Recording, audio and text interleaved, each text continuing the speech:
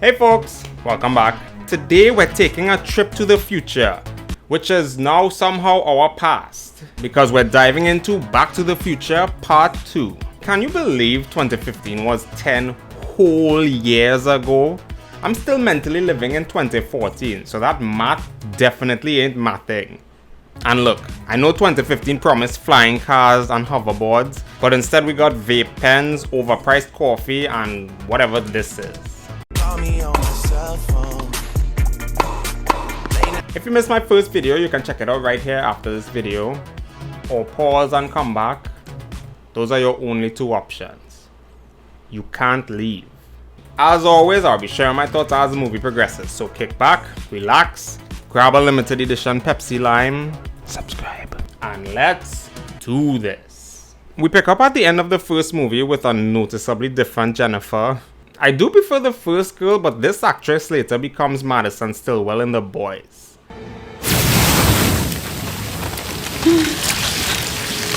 Didn't have a good ending for her though. Anyways, Doc picks both of them up and they head to 2015 because their kids need help for some reason. Oh, and Biff sees all of this play out. Remember Biff? So why don't you make like a tree and get out of here? We love to hate Biff. Doc, now you said we were married, right? Yeah? Well, that doesn't sound good.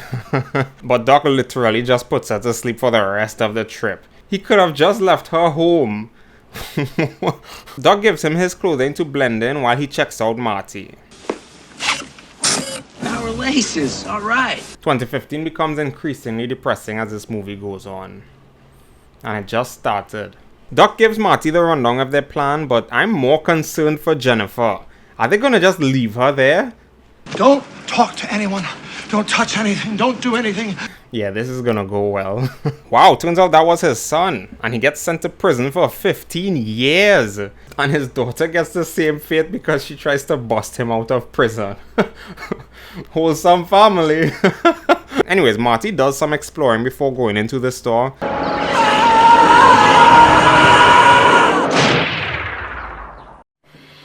You don't want to be like this. And surprise, surprise, Biff comes to talk to him. Our Biff, not his son. Or is it grandson? Then Marty's son shows up, so Marty has to go hide. And Griff comes to bully him. That's Biff's grandson. It's one get confused in one bit. Marty was supposed to tell Griff no on his son's behalf, but they just bully Junior into saying yes. He gets knocked out though, so Marty has to take over. Wow! Since when did you become the physical type? Why is he talking like that?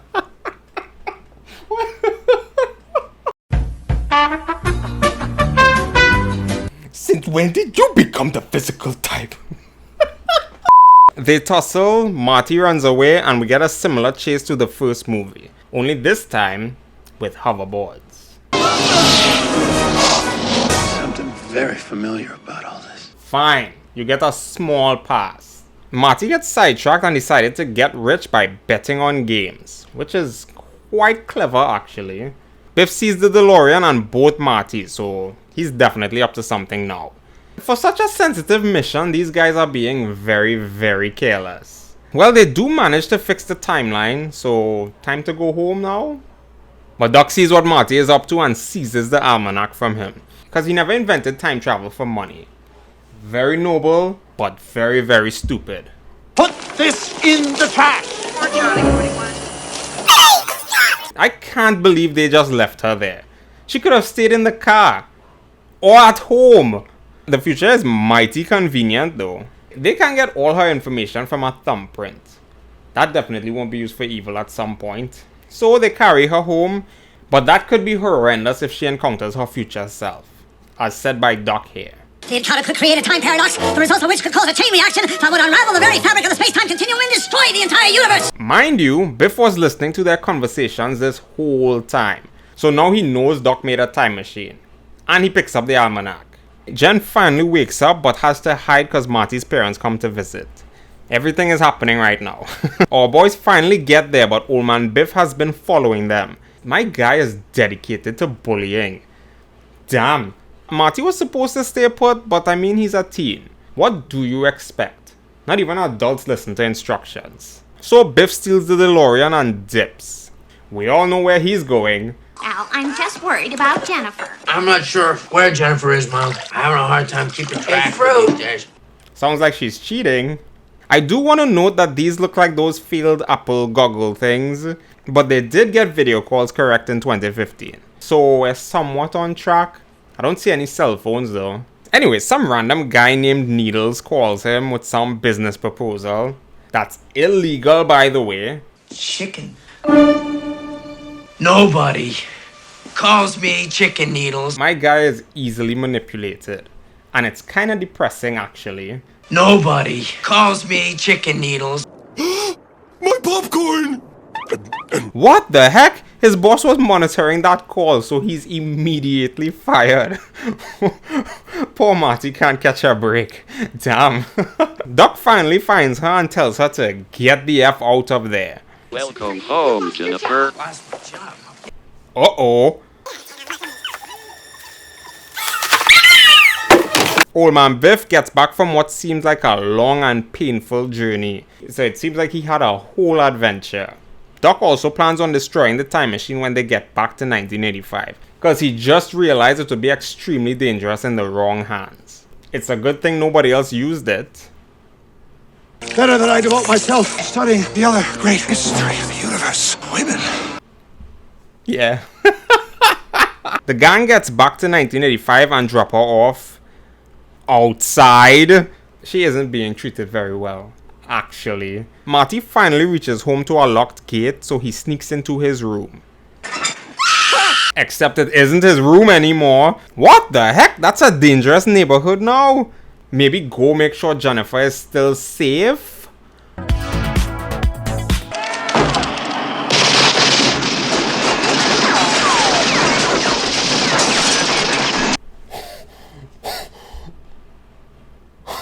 Marty conveniently comes across a Biff's hotel-looking strip club, and he gets an insane amount of exposition dumped from the TV. He bet on races, became rich, and now he has a whole empire. You're welcome. Romantic dream by marrying his high school sweetheart, Lorraine Baines McFly. Well, Marty doesn't exist anymore. Frick. And these randos catch and knock him out. I guess old man Biff had a whole plan in place. It's me, Marty. Are you all right? Fine, I'm fine. It's just that you're so big. Okay, I understand the first movie, but this time... Why? Ugh. Oh my god, it's your father. My father. Nope, that's even worse. Holy hell! Oh, Biff took Lorraine from Marty's dad. Well, that's messed up. Wow, Biff has a massive grasp on the whole McFly family. They're essentially trapped and screwed. He was right, and I was wrong. Wow. Where's my father? Marty. Oh my god, he's dead! This movie got depressing very quickly. Biff is an evil genius. Frick. So our boys finally realizes something or someone altered the timeline. And Biff left a few clues as to who did it. Okay, so maybe not an evil genius. Just someone with some convenient timing and a decent idea. They can't go back to the future to stop Biff, because they'd be heading to this new timeline's future. So the only option is to head back to the past when old Biff gave young Biff the information. But how do they find out the exact time and location, you ask? Marty just asks Biff about it, and he just tells him everything. Even though he doesn't even like Marty, so this doesn't make any sense. He said someday a crazy, wild-eyed scientist or a kid may show up asking about that book. And if that ever happens... What the frick? It's a good thing this is a movie, otherwise he'd be no more right now. I can see why Biff gave him the information. He was overly confident in himself. But thankfully Doc comes at the right time. So time to head back to 1955! Again! Doc, what if we don't succeed?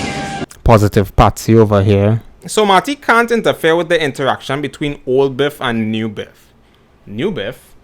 You know what I mean. Old Biff has to leave first, then he can swoop in and swipe the almanac. Sounds simple enough, but we still have plenty movie time, so let's see how this is gonna fail. A walkie-talkie so we can keep in contact. What, no smartphones from 2015?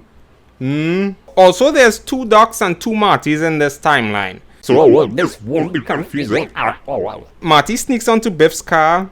Old Biff is also there behind the tree. I'm gonna marry you someday, Lorraine! Someday you'll be my wife! Dedication or absolute lunacy?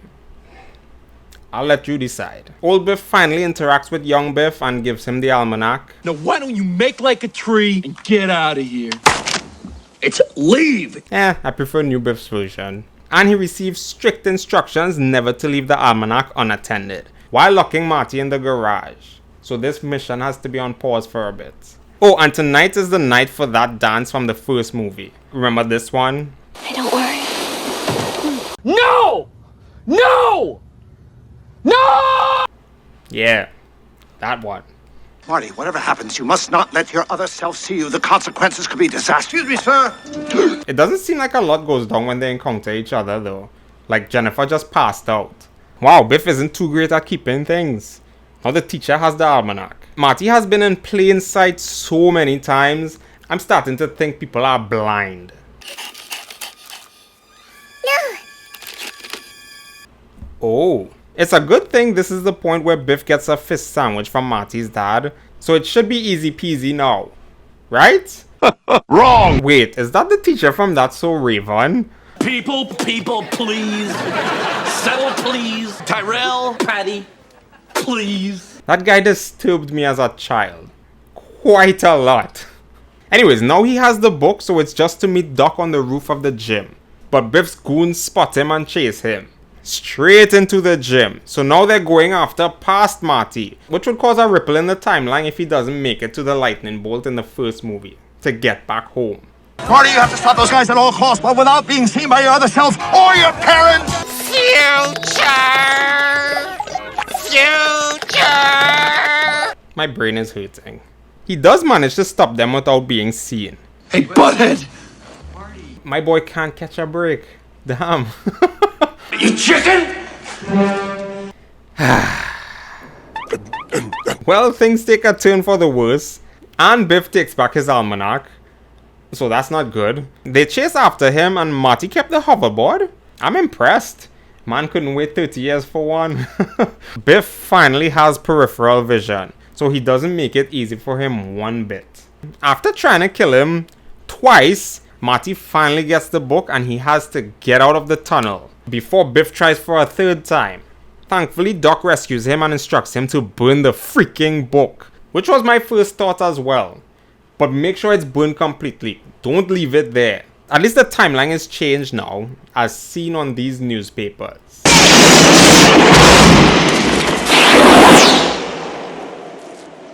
What the hell? Is he stuck in 1955 now? That's crazy. Frick! Now a random guy shows up with a letter from Marty. So we've had that envelope in our possession for the past 70 years! 70 years? What the frick?